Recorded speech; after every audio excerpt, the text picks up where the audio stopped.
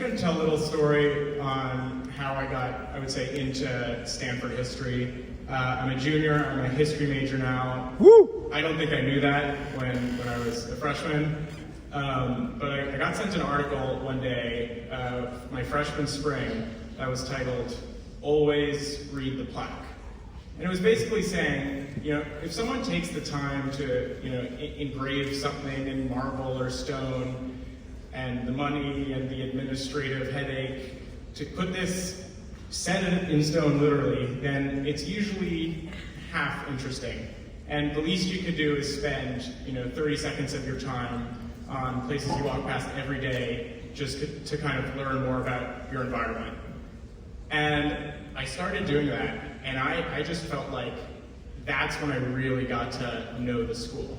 I mean, I knew where things were, like I understood how to get places on campus, and I think I also appreciated its beauty. But I really got to know the school for its personality, and definitely felt more connected to a non-tangible thing, which is Stanford University.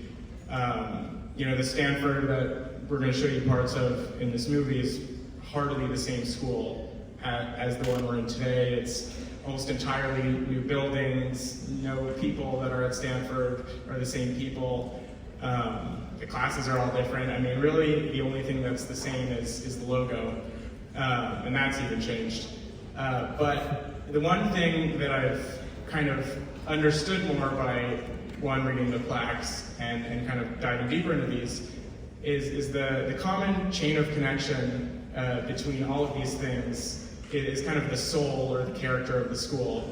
And I think it's just, helps me as a student, as a person to understand what my position is in the relay race of a student here.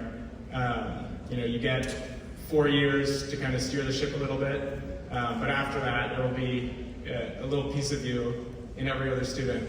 I think after researching this, you'll definitely see how Leland Stanford Jr. was not merely a namesake.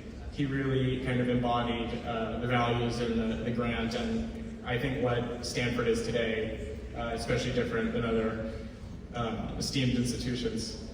And this is not something that you have to spend hours researching. It's something you can kind of meditate on every day. We're lucky enough to have a wonderful museum, the Cantor, you should go. But I think, with the plaques, and if you just kind of stop and take a breath, really the campus is the museum. And we're lucky enough to live and work in the museum. And luckily for us, the writing is on the walls. Not in a spooky way, but it's written out for you. And these are places you pass every day. I hope you guys have had a great week. I know NSO is most people's favorite part of their Stanford experience so far. So keep that optimism. This is going to be a little bit darker than probably most of the stuff you've done. You're going to realize why you're actually here. But I just want you to think about this every day. I'm not going to tell you what the lesson is. But I hope you enjoy the film. Professor Edelstein and I will be here if anyone wants to chat. And at the end, there will be Miss Fields cookies in the lobby. So.